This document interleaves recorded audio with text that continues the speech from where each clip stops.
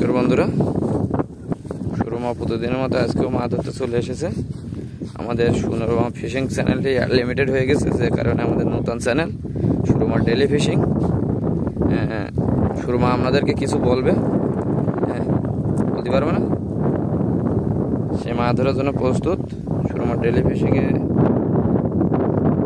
সবাই সাপোর্ট করবে। বিগ খেমন, অনেকদিন পরে একটা অনেক বড় খেমন মারছে সুরমা।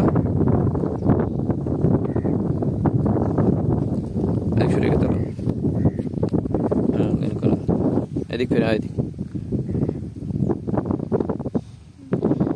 খেমনটা অনেক সুন্দর হয়েছে, বড় খেমন। দেখা যাক কি মাছ পড়ে।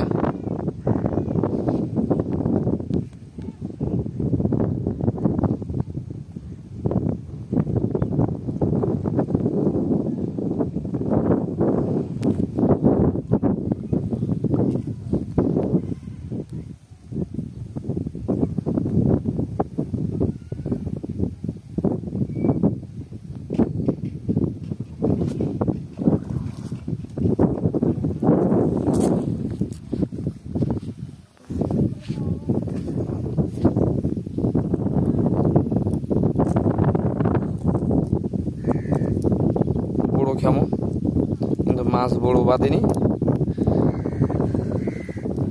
খেমনটা খুব সুন্দর, অনেক বড় খেমন হয়েছিল, কিন্তু মাছটা বাঁধেনি।